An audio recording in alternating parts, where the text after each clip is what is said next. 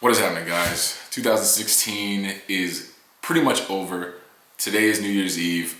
I wanted to record a video to bring in the new year. 2016 was a beautiful year for me. Basically, I want to make a video talking about my lowest point and how I built myself back up from it. Now, like most things, in order to be at a low point, you would have to have been at somewhere that was above it. For me, it was coming into the year. Almost a year ago, I got a job working at a place, and I was set to pretty much move up the ladder. You know, we opened, brand new place. I gave it everything I had. I put everything I was into this job, and I lost it. Within a month, I got canned, and I lost that job, and it was due to an error on my own part. I blame no one. I have no ill will towards anybody. You know, people feel some kind of way.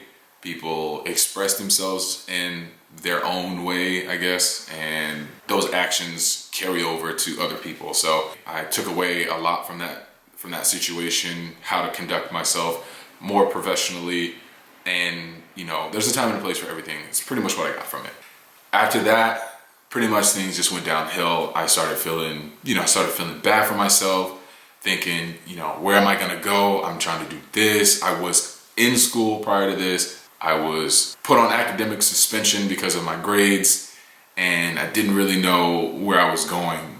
I didn't know what I was gonna do next. So I just kept falling and falling. Things got, you know, worse, where I was getting more and more depressed. I started having more constant, vivid nightmares, and I didn't know where to turn.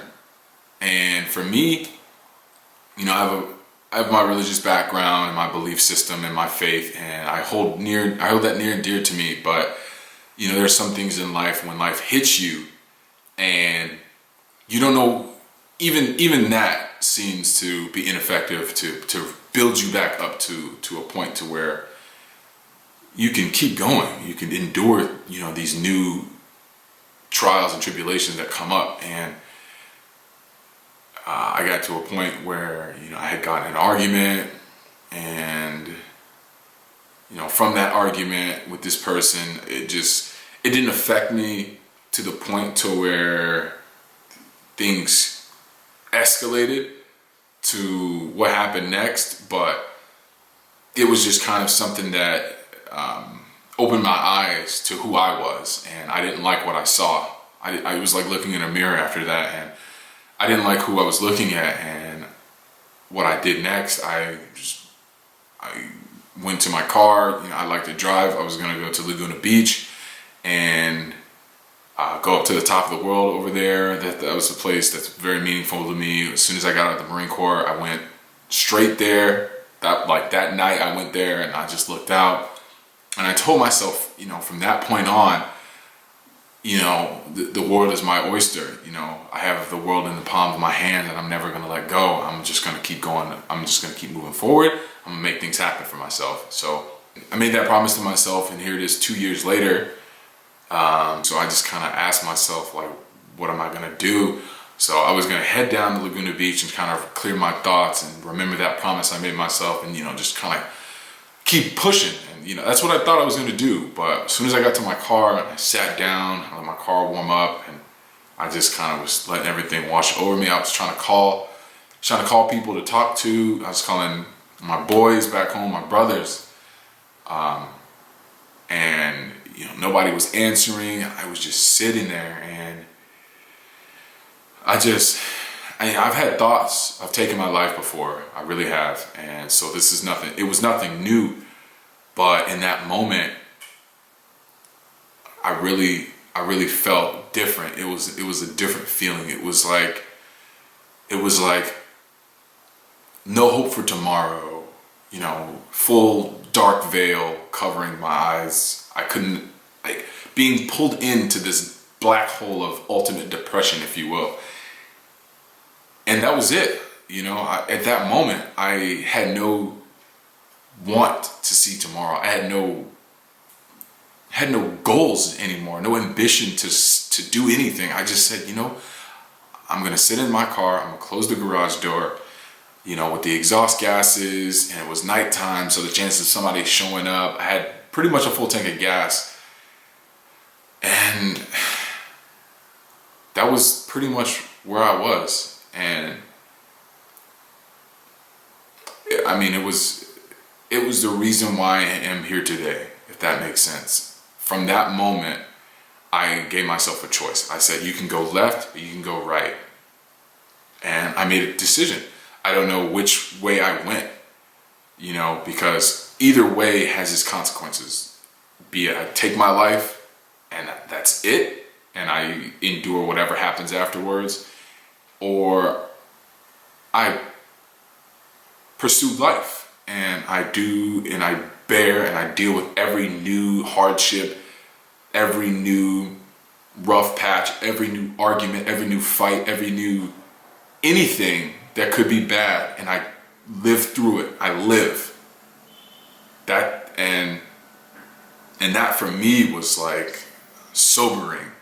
I don't drink, I don't do drugs, and I think the worst thing I do is like eat way too many sweets, but I'm gonna do that until the day I pass, for real. But that for me was like an eye opener. One of my brothers actually called me back, and even after we talked for maybe 45 minutes to an hour. Even after that, I sat in my car for 30 minutes, just still thinking like, what am I gonna do? And from that I picked myself up, and that was like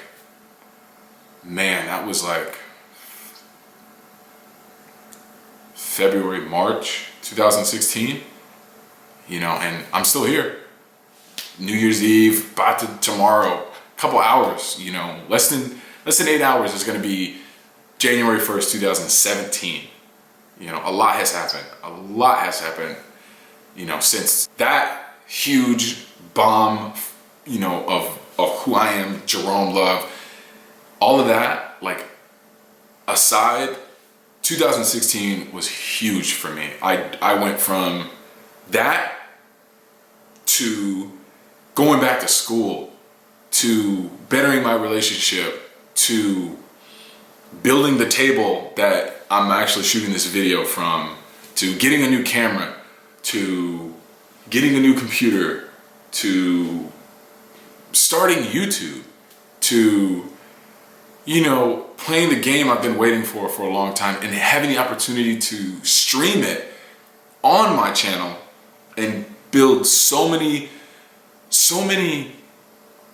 new connections and friends and meeting people via the platform of YouTube. And it's huge for me. I mean, I took school serious this time, and I got the best grades I've ever gotten in my entire life.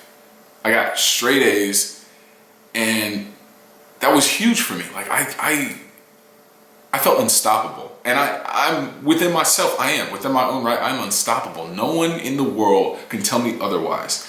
I see so many people get so upset over what people are saying and what people might think. And I remember so many motivational speakers that I would listen to, and I will continue to listen to, that would say things like, with all of this stuff going on, you have to shine through it. You have to see through distances. You have to see the distances that no one else has even thought of. You have to be able to peer through the absolute darkness of the world and see the light on the other side. You have to just pull everything into yourself and say, I can, I will, I am, and just move and just take that step. The scariest part of doing anything in life is taking that first step. That is the most scariest thing we do. You have to be willing. You have to be able to just convince yourself, because no one else is going to do it for you. If I could make people great, if I had that power to do it, I don't think I would, because it's not fair to you. You're not going to learn from the experiences. You're not going to be able to go, I made that mistake, but from that mistake, I knew my true potential in this other area of life. I love to talk, but it's so difficult for me to give myself that energy to talk into a camera, because I love the level of intimacy that you get from seeing the reaction of other people And one thing that I learned through YouTube from watching people like TJ Hunt, Adam LZ, Trevor with Mischief Production, Fousey2, Marcus Brownlee, all these people who do amazing things and have amazing channels. Like I will watch these people, I'll continue to watch these people, and I see where people get this connection from. I see where they can look in this camera and they're not looking at a lens, they're not looking at a logo, they're looking at you.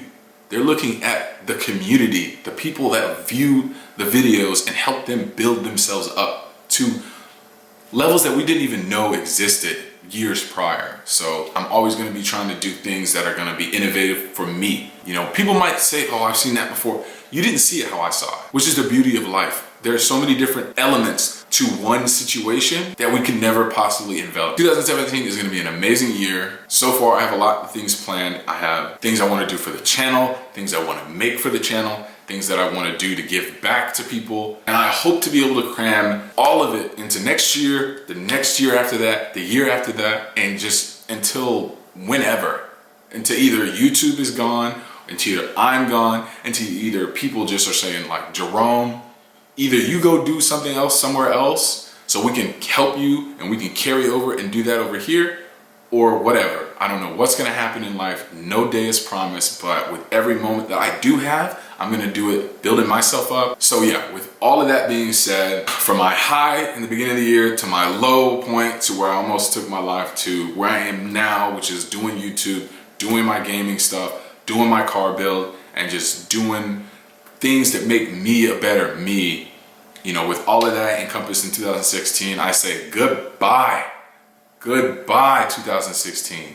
I knew you.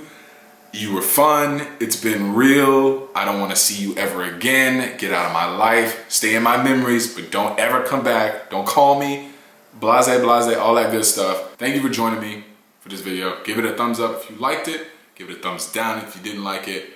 Comment, subscribe if you haven't already. Stay tuned for more. It's been real, it's been fun, and it's been real fun. Peace.